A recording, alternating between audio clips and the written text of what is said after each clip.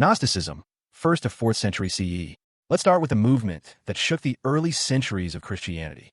Gnostics believed the material world was corrupt, even evil, created not by the highest God, but by a flawed lower being called the demiurge. For them, the soul was a divine spark trapped in flesh, and the only true salvation came through hidden spiritual knowledge, gnosis. This idea clashed head-on with the early church.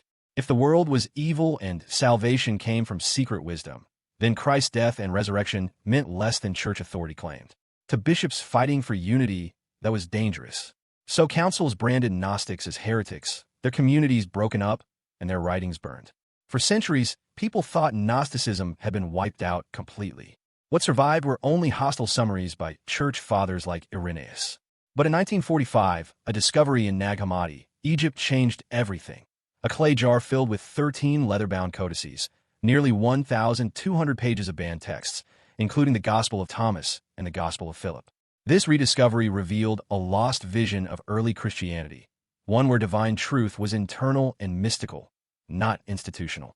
Gnosticism as a movement was crushed, but its ideas keep reappearing, influencing everything from mysticism, New Age spirituality, to even films like The Matrix.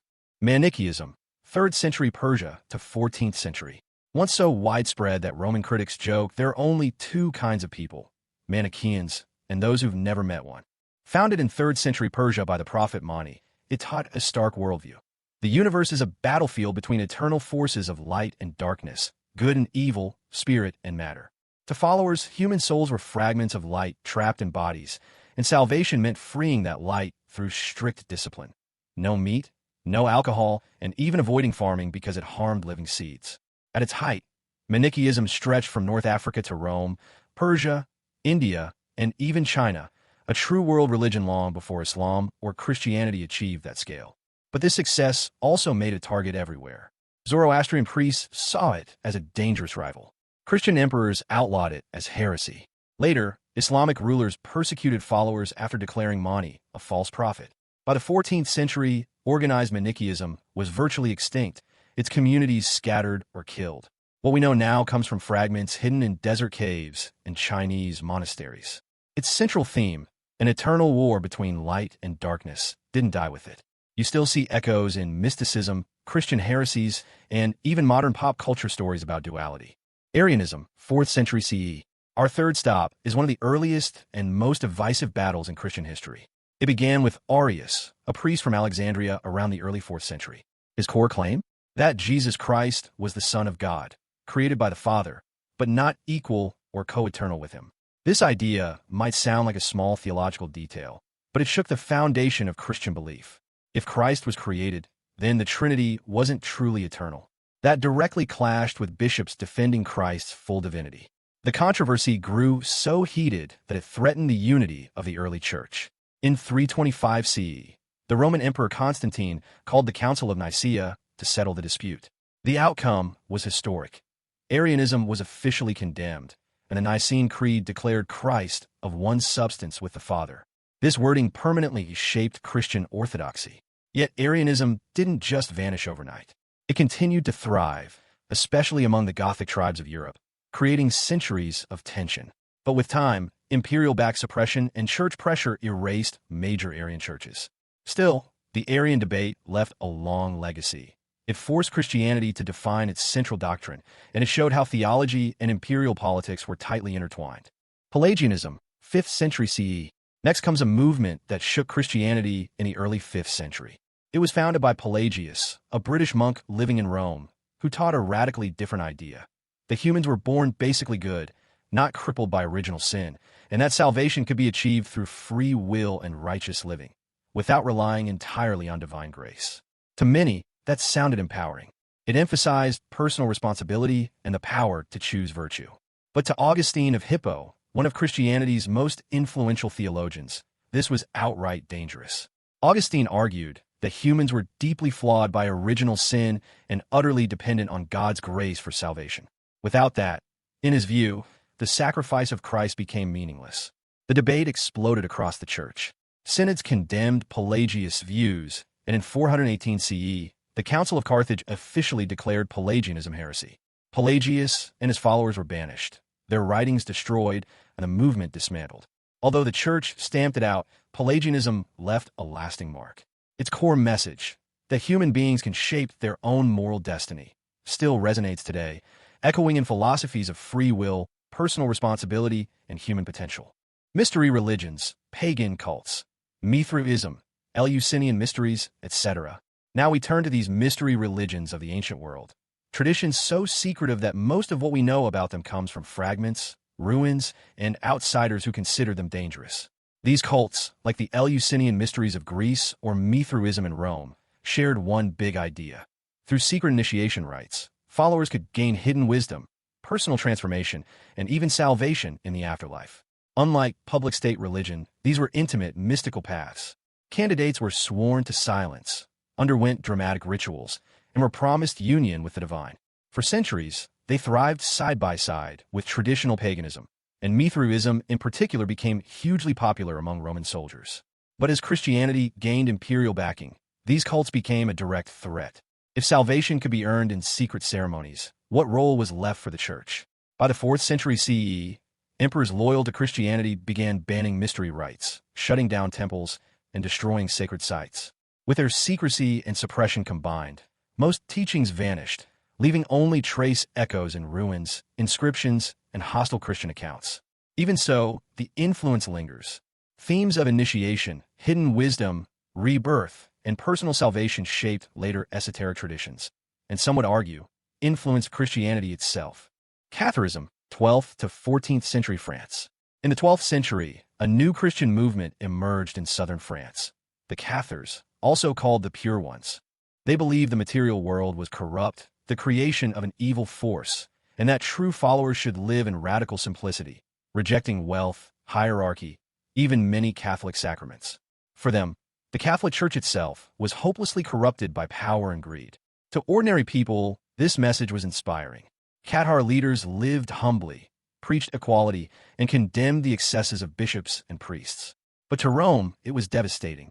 If the Church wasn't needed for salvation, its entire authority collapsed. The response was ruthless.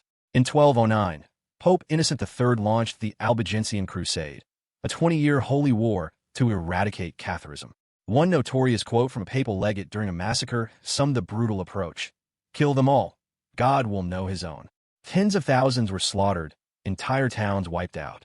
The Inquisition followed, hunting down survivors, destroying texts, and stamping out the last communities by the 14th century. Catharism vanished as a living faith, but its story is remembered as one of the most relentless campaigns of religious suppression in European history, a stark reminder of how threatening alternative visions of Christianity were to absolute power. Averroism, or radical Aristotelianism. In the 12th century, the writings of the Muslim philosopher Ibn Rushd, known in the West as Averroes, shook the worlds of Islam and Christianity alike. Building on Aristotle, he taught what became known as the double truth thesis, that religious faith and philosophy could both reach truth, but those truths didn't always have to agree. In other words, reason and revelation could contradict each other, and yet both still hold weight depending on the context. To Orthodox leaders, this was explosive. If philosophy could find truths that faith denied, or vice versa, then religious authority was no longer the sole gatekeeper of reality. The backlash was swift. In the Islamic world, his works were banned, and Averroes himself was briefly exiled. In medieval Europe, where his ideas spread to scholars of Paris and Bologna, church authorities saw Averroism as a serious danger. In 1277, the Bishop of Paris issued the infamous condemnations, banning over 200 Aristotelian and Averroes teachings from universities. But ideas are hard to kill. Though Averroism was forced underground, its spark carried forward into the Renaissance, fueling secular humanism, science, and the idea that reason and free inquiry could stand independent of doctrine. Sophism, classical Greece to smear tradition. Long before Christianity rose, it was already controversial. In 5th century BCE Greece, Sophists were teachers who claimed that truth and morality were relative, not fixed. What mattered was the power of argument, the ability to persuade, not some universal law written in the stars. To elites like Plato and later Aristotle, this was dangerous. Plato attacked them viciously, portraying Sophists as deceptive tricksters who twisted words for money. His students carried that judgment forward, and the reputation stuck. Sophistry became a synonym for dishonest reasoning. Centuries later, when Christianity took over the intellectual world, relativism was seen as even more threatening. A faith based on eternal divine law has no room for truth depends on perspective. The Sophists, already discredited, became the perfect philosophical boogeymen, examples of what happens when morality isn't rooted in God. As a movement, Sophism was largely erased, surviving only through hostile accounts written by its enemies. Yet its shadow lives on. Modern rhetoric, postmodern philosophy, and even courtroom argumentation trace back to the Sophist challenge. That persuasion shapes reality as much as any absolute truth. Cynicism, Hellenistic Greece. Born in 4th century BCE Greece, with thinkers like Diogenes of Sinope. Cynics believed that happiness came not from wealth, power, or status, but from living simply, in harmony with nature, and rejecting society's empty conventions. Diogenes became famous, or infamous, for proving the point. He lived in a large ceramic jar, owned almost nothing, mocked politicians, and even ridiculed Alexander the Great to his face.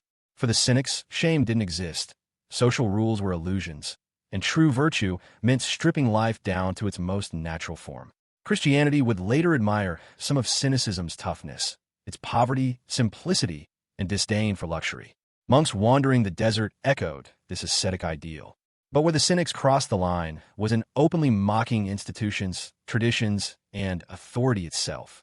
That rebellious spirit made them dangerous to both political rulers and the church. Over time, their writings disappeared, preserved mostly through hostile anecdotes or sarcastic retellings by later philosophers. The movement as a living tradition was erased. Yet their influence lingers. Modern minimalism, counterculture, and defiant questioning of authority all carry the Cynic spirit. That freedom is found in rejecting what society says you need. Stoicism, founded around 300 BCE by Zeno of Citium. Stoicism taught that the universe is governed by the logos, a rational cosmic order connecting all beings. To live well meant aligning with this order, accepting fate with calm, practicing virtue, and seeing all humans as brothers and sisters in a shared divine cosmos. It wasn't just don't complain philosophy, it was deeply spiritual. Stoics like Cleanthes, Seneca, and Marcus Aurelius saw God and nature as one, a pantheistic vision where everything was infused with reason. But when Christianity rose, many Stoic ideas were too close for comfort. The emphasis on universal brotherhood fit neatly, but pantheism, the belief that God is identical with nature, clashed hard with church teaching. Over time, Christian thinkers stripped Stoicism down to something more acceptable, not a spiritual system, but simply moral toughness, endurance, and virtue ethics. Most of its original cosmology faded from memory, surviving mainly through rebranded fragments. Today, Stoicism is back, but often as a secular self-help tool. What gets lost is its true core, not just resilience, but a vision of a universe bound together by divine reason, an idea religions once suppressed, then quietly absorbed on their own terms. Deism. By the 17th and 18th centuries, as science and Enlightenment thinking flourished, deism emerged as a bold new philosophy of faith. Deists believed in a creator who designed the universe to run by natural laws, like a clockmaker setting a mechanism in motion. But unlike traditional religion, this God didn't perform miracles, didn't reveal scripture, and didn't intervene in daily life. To many, this was liberating. It honored reason, science, and morality without the need for rigid dogma. Thinkers like Voltaire, Thomas Paine, and even Thomas Jefferson embraced deist ideas, seeing them as a middle path between atheism and religious orthodoxy. But for the church, deism was a threat. Without miracles or revelation, the Bible lost its authority.